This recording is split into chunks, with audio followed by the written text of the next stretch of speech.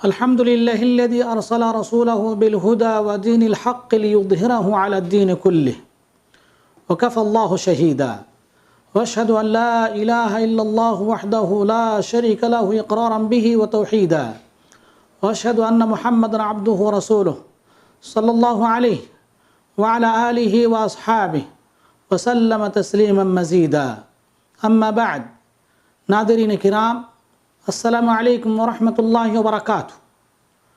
آج ہماری اس مجلس کی 7ویں نشست میں ہم آپ حضرات کے سامنے کفر و شرک کے اسباب میں سے چند سبب پر روشنی ڈالیں گے انشاءاللہ۔ کفر و شرک، زیغ و ضلال کے بہت سارے اسباب ہیں، ان میں سے چند اسباب پر روشنی ڈال کر سعادت حاصل کرنے جا رہا ہوں۔ ان میں سے پہلا سبب الغلو فی الصالحین، نیکوکاروں کی عقیدت و تعظیم میں غلو کرنا ہے۔ صالحین کی عزت و تعظیم میں غلو کرنے کی برائی سب سے پہلے قوم نوح علیہ السلام میں واقع ہوئی تھی، جیسا کہ ابن عباس رضی اللہ تعالیٰ عنہ نے ود، سواع، یغوث، یعوق اور نصر کے بارے میں فرمایا کہ یہ سب قوم نوح کے نیک اور صالح لوگ تھے۔ ان کی وفات کے بعد شیطان کے مکر و فریب میں آ کر ان کی پرستش شروع کر دی۔ چنانچہ اللہ تبارک و تعالیٰ نے ارشاد فرمایا وَقَالُوا لَا تَذَرُنَّ آلِهَتَكُمْ وَلَا تَذَرُنَّ وَدًّا وَلَا سُوَاعًا وَلَا يَغُوثَ وَيَعُوقَ وَنَسْرًا، سورہ نوح آیت نمبر 23۔ اور انہوں نے کہا کہ اپنے معبودوں کو نہ چھوڑو اور نہ ود، سواع، یغوث، یعوق اور نصر کو چھوڑو۔ مزید اللہ تعالیٰ نے اس سلسلے میں ارشاد فرمایا یا اہل الکتاب لا تغلوا فی دینکم ولا تقولوا علی اللہ الا الحق، سورہ نساء آیت نمبر 171۔ اے اہل کتاب، اپنے دین میں حد سے نہ بڑھو اور اللہ کے متعلق حق کے سوا کچھ نہ کہو۔ مذکور آیتوں میں دین میں ہر قسم کے غلو کی حرمت اور ممانعت کی دلیل ہے، یعنی دین کے معاملے میں کسی بھی قسم کا غلو منع ہے۔ غلو فی الصالحین کے معنی یہ ہے کہ اللہ تعالیٰ نے ان کے حق میں جس چیز کا حکم دیا ہے اس کے حدود کو تجاوز کر جانا، نیز یہ کہ حق سے زیادہ ان کی تعریف کرنا، یہاں تک کہ انہیں ربوبیت کے مقام پر پہنچا دیا جائے، نعوذ باللہ من ذالک۔ رسول اللہ صلی اللہ علیہ وسلم نے غلو سے منع کرتے ہوئے ارشاد فرمایا لا تطرونی کما اطرت النصارى ابن مریم انما انا عبد اللہ فقولوا عبد اللہ ورسولہ، رواہ البخاری و مسلم۔ میری تعریف کرنے میں حد سے نہ بڑھ جانا، جیسے نصارہ عیسیٰ بن مریم علیہ السلام کی تعریف میں حد سے بڑھ گئے تھے۔ میں تو ایک بندہ ہوں، تم مجھے اللہ کا بندہ اور اس کا رسول ہی کہو۔ نبی کریم صلی اللہ علیہ وسلم نے ان کے رتبے سے اونچا نہ، نبی کریم صلی اللہ علیہ وسلم کو ان کے رتبے سے اونچا نہ کیا جائے، کیونکہ آپ صلی اللہ علیہ وسلم نے اس چیز کو ناپسند فرمایا۔ اور حدیث انس رضی اللہ تعالیٰ عنہ میں ارشاد فرمایا انا محمد بن عبد اللہ ورسولہ واللہ ما احب ان ترفعونی فوق منزلتی التي انزلنی اللہ عز وجل، میں محمد بن عبداللہ ہوں، اللہ کا بندہ اور اس کا رسول ہوں۔ اللہ کی قسم یہ بالکل ناگوار ہے، گوارا نہیں ہے کہ تم لوگ مجھے اللہ تعالیٰ کے دیے ہوئے رتبے سے اونچا کرو۔ غلو فی الصالحین کی چند مثالیں آپ کے سامنے حاضر کر رہا ہوں۔ ان میں سے پہلی مثال بزرگوں کی قبروں کو مساجد بنا لینا، یعنی ان کی قبرگاہ کو عبادت گاہ بنا لینا۔ لہٰذا اے بندہ، قبروں کو مساجد نہ بناؤ ورنہ لعنت کے مستحق قرار پاؤ گے، کیونکہ آپ صلی اللہ علیہ وسلم نے ایسے لوگوں پر لعنت کی ہے۔ حدیث عائشہ اور ابن عباس رضی اللہ تعالیٰ عنہما میں ارشاد ہے، آپ صلی اللہ علیہ وسلم نے فرمایا لعنت اللہ علی الیہود والنصارى اتخذوا قبور انبیائهم مساجدا ویحذر ما صنعوا، یہود و نصارہ پر اللہ تعالیٰ کی لعنت ہو، انہوں نے انبیاء کرام کی قبروں کو سجدہ گاہیں بنا لیا، انہوں نے انبیاء کرام کی قبروں کو سجدہ گاہیں بنا لیا تھا، خبردار تم ایسا نہ کرو۔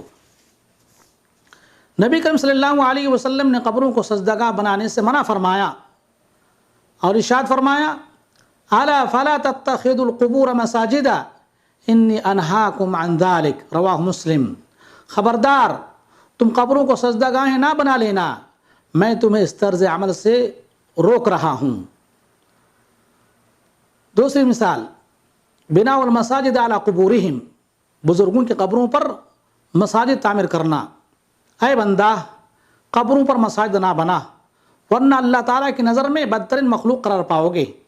سیدہ عائشہ رضی اللہ تعالیٰ عنہ سے روایت ہے، سید ام سلمہ رضی اللہ تعالیٰ عنہ نے رسول اللہ صلی اللہ علیہ وسلم کے سامنے ایک کلیسا اور اس میں موجود تصویروں اور مجسموں کا ذکر کیا جو انہوں نے حبشہ کی سرزمین میں دیکھا تھا۔ آپ صلی اللہ علیہ وسلم نے فرمایا اولئک اذا مات فیہم الرجل الصالح او العبد الصالح بنوا علی قبرہ مسجدا وصوروا فیہ تلک الصور اولئک شرار الخلق عند اللہ۔ ان لوگوں کے یہاں جب کوئی بزرگ فوت ہو جاتا تو وہ اس کی قبر پر مسجد بنا لیتے اور اس میں تصاویر مجسمے بنا دیتے۔ یہ لوگ اللہ کی نظر میں بدترین مخلوق ہیں۔ صحیح بخاری، صحیح مسلم۔ غلو فی الصالحین کی مثالوں میں سے ایک مثال یہ بھی ہے الصلاۃ الی قبورہم، ان کے قبروں کی طرف منہ کر کے نماز پڑھنا۔ آپ صلی اللہ علیہ وسلم نے اس سے منع فرماتے ہوئے ارشاد فرمایا لا تصلوا الی القبور ولا تجلسوا علیہا، قبروں کی طرف منہ کر کے نماز پڑھو اور نہ اس پر بیٹھو۔ اور من الغلو فی الصالحین، اور بزرگوں کی عزت و تعظیم میں غلو میں سے ایک یہ بھی ہے کہ ان کی قبروں کو پختہ کیا جائے، اس پر قبے بنائے جائے اور اس پر لکھا جائے یا کتبے لگائے جائے۔ مسلمانوں کو ان چیزوں سے گریز کرنا چاہیے۔ حدیث جابر رضی اللہ تعالیٰ عنہ میں بیان ہے، جابر رضی اللہ تعالیٰ عنہ نے بیان فرمایا نہا رسول اللہ صلی اللہ علیہ وسلم ان یجسس القبر وان یقعد علیہ وان یبنى علیہ، رواہ مسلم۔ ترمذی کی روایت ہے نہا النبی صلی اللہ علیہ وسلم ان تجسس القبور وان یکتب علیہ وان یکتب علیہا وان یبنى علیہا وان تطاع۔ پہلی روایت کا ترجمہ ہے کہ رسول اللہ صلی اللہ علیہ وسلم نے قبروں کو منع کیا ہے کہ قبروں کو پختہ کیا جائے، نہ اس پر بیٹھا جائے اور نہ اس پر چھت تعمیر کی جائے۔ یہ روایت صحیح مسلم کے اندر موجود ہے۔ دوسری روایت اس کا ترجمہ یہ ہے کہ آپ صلی اللہ علیہ وسلم نے منع فرمایا کہ قبروں کو پختہ کیا جائے، نہ اس پر کچھ لکھا جائے اور نہ اس پر چھت تعمیر کی جائے اور نہ اسے روندا جائے۔ روایت ترمذی کے اندر موجود ہے، روایت صحیح ہے۔ ومن الغلو رفع القبور، صالحین کے حق میں غلو میں سے ایک قبروں کو اونچی کرنا بھی ہے۔ لہٰذا بندہ قبروں پہ بنے قبے وغیرہ کو منہدم کر دو اور اسے زمین کے برابر کرو یہاں تک کہ وہ کوہان نما ہو جائے۔ رسول اللہ صلی اللہ علیہ وسلم نے قبروں کو پختہ کرنے سے منع فرمایا ہے۔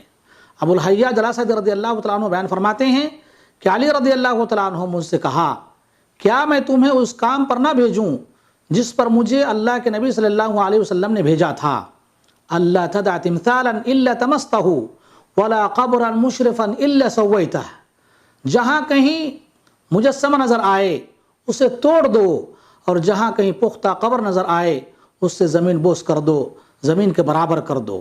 الغرض صالحین کے قبروں کے بارے میں غلو کا مفہوم یہ ہے کہ ان کے بارے میں جو حکم دیا گیا اور جن باتوں سے روکا گیا ہے ان سے تجاوز کرنا، قبروں پر کتبے لگانا، انہیں خامہ خواہ بلند بنانا، ان پر عمارت کھڑی کرنا، انہیں سجدہ گاہ بنانا، قبر کو اللہ تعالیٰ کے قرب کا ذریعہ سمجھنا، قبر یا صاحب قبر کو اللہ کے ہاں سفارشی سمجھنا، قبر یا صاحب قبر کے لیے نظر ماننا، اس کے تقرب کے لیے جانور ذبح کرنا یا قبر کی خاک کو سفارشی یا متبرک سمجھنا اور ان اعمال کو اللہ تعالیٰ کے قرب کا وسیلہ سمجھنا اور ذریعہ سمجھنا، یہ تمام باتیں غلو ہیں اور شرک اکبر کی اقسام میں سے ہیں۔ اللہ تعالیٰ سے دعا ہے کہ تمام مسلمانوں کو اس قسم کی برائی سے بچائے، آمین۔ من اسباب الکفر والضلال الغلو فی الدین، کفر و ضلال کے اسباب میں سے ایک سبب دین کے بارے میں حد سے تجاوز کرنا ہے۔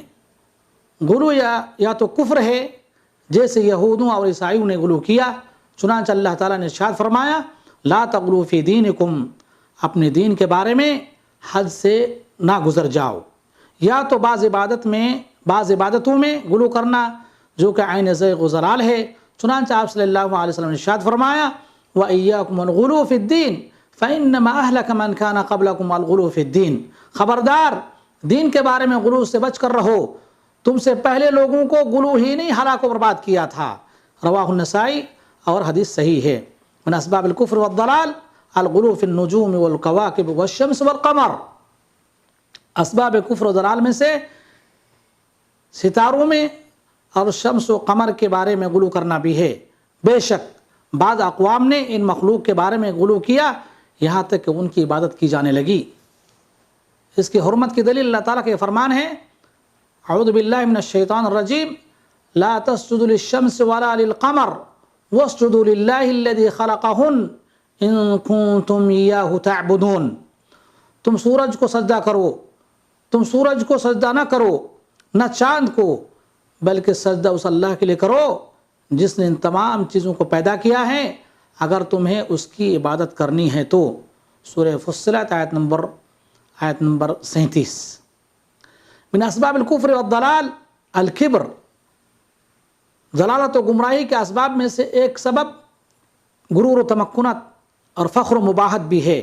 اس کی دلیل اللہ تعالیٰ کے فرمان ہے فَأَمَّا عَادٌ فَاسْتَكْبَرُوا فِي الْأَرْضِ بِغَيْرِ الْحَقِّ، اب عاد نے تو بے وجہ زمین میں سرکشی شروع کر دی۔ سورہ فصلت آیت نمبر 15۔ اور آپ صلی اللہ علیہ وسلم نے ارشاد فرمایا وَلَكِنَّ الْكِبْرَ مَنْ بَطَرَ الْحَقَّ وَغَمَطَ النَّاسِ، لیکن کبر وہ ہے یا متکبر وہ ہے جس نے حق کا انکار کیا اور لوگوں کو حقیر جانا۔ یہ روایت صحیح مسلم کے اندر موجود ہے، اور یہ روایت عبداللہ بن مسعود رضی اللہ تعالیٰ عنہ کی ہے۔ من اسباب الکفر والضلال التقلید، کفر و ضلال کا اسباب میں سے ایک سبب تقلید بھی ہے، تقلید شخصی بھی ہے، جیسا کہ اللہ تعالیٰ نے کفار کے بارے میں ارشاد فرمایا وَكَذَلِكَ مَا أَرْسَلْنَا مِن قَبْلِكَ فِي قَرْيَةٍ مِّن نَذِيرٍ إِلَّا قَالَ مُتْرَفُوهَا إِنَّا وَجَدْنَا آبَاءَنَا عَلَى أُمَّةٍ وَإِنَّا عَلَى آثَارِهِمْ مُقْتَدُونَ، سورہ زخرف آیت نمبر 23۔ اسی طرح آپ سے پہلے بھی ہم نے جس بستی میں کوئی ڈرانے والا بھیجا، وہاں کے آسودہ حال لوگوں نے یہی جواب دیا کہ ہم نے اپنے باپ دادا کو ایک راہ پر اور ایک دین پر پایا، اور ہم تو انہی کے نقش پا کی پیروی کرنے والے ہیں۔ تقلید کی صورتوں میں سے ایک صورت یہ بھی ہے کہ کسی نے ایک برائی کو ایجاد کیا، اب بعد میں آنے والے لوگوں نے اس کی آنکھ بن کر کے تقلید کرنا شروع کر دی۔ آپ صلی اللہ علیہ وسلم نے ارشاد فرمایا کہ من سن فی الاسلام سنۃ حسنہ فلہ اجرہا واجر من عمل بها من بعدہ من غیر ان ینقص من اجورہم شیء ومن سن فی الاسلام سنۃ سیئۃ کان علیہ وزرها ووزر من عمل بها من بعدہ من غیر ان ینقص من اوزارہم شیء، رواہ مسلم۔ اس حدیث کا مفہوم یہ ہے، آپ صلی اللہ علیہ وسلم نے ارشاد فرمایا کہ جس نے دین اسلام کے اندر کوئی نیا کام، کوئی اچھا کام رائج کیا تو اس کام کو رائج کرنے والے کو اس کا اجر ملے گا، ساتھ ہی ساتھ اس کام پر عمل کرنے والے، اس اچھا کام کو اپنانے والے کا بھی اس کو اجر ملے گا، جبکہ عمل کرنے والے کے اجر سے کچھ بھی نہیں گھٹایا جائے گا۔ اسی طرح سے جس نے دین اسلام کے اندر کوئی برائی کو فروغ دیا یا برا کام رائج کیا تو اس کا بھی گناہ اس پر لازم آئے گا، ساتھ ہی ساتھ اس کے گزر جانے کے بعد جو شخص اس برائی کو اپنائے گا اس کا گناہ بھی اس رائج کرنے والے شخص پر لوٹے گا، یا اس کو یہ گناہ لازم آئے گا، جبکہ اس عمل کرنے والے کے گناہوں میں سے کچھ بھی کم اور کمی نہیں کی جائے گی۔ لہٰذا ہر شخص کو چاہیے کہ وہ تقلید شخصی سے گریز کریں اور دین کو کتاب اللہ اور سنت رسول اللہ سے حاصل کرنے کی کوشش کریں۔ اور اگر دین کے مسائل میں سے کوئی مسئلہ مخفی ہو یا کوئی مسئلہ کسی مسئلے کی جانکاری نہ ہو تو اس شخص کو چاہیے کہ وہ جاننے والوں سے رجوع کرے، جیسا کہ اللہ تعالیٰ نے خود فرمایا فَاسْأَلُوا أَهْلَ الذِّكْرِ إِن كُنتُمْ لَا تَعْلَمُونَ، تم ان لوگوں سے پوچھ لیا کرو اگر جو جاننے والے ہیں، اگر جانکاری نہیں ہے تو، جس چیز کی جانکاری نہیں ہے دین کے معاملے میں تو اہل علم سے اس کا رجوع کرے اور اس کو پوچھ لے اور تقلید شخصی سے گریز کرے، اس لیے کہ تقلید شخصی کے ذریعے سے دین کے اندر ضلالت و گمراہی کا رائج ہوتا ہے۔ اللہ تعالیٰ سے دعا ہے کہ اللہ رب العالمین جو مذکورہ اسباب ذکر کیا گیا ان اسباب سے ہمیں بچنے کی توفیق عطا فرمائے اور دین پر قائم و دائم رکھے۔ انہی باتوں کے ساتھ اپنی بات ختم کرتا ہوں۔ وآخر دعوانا الحمدللہ رب العالمین۔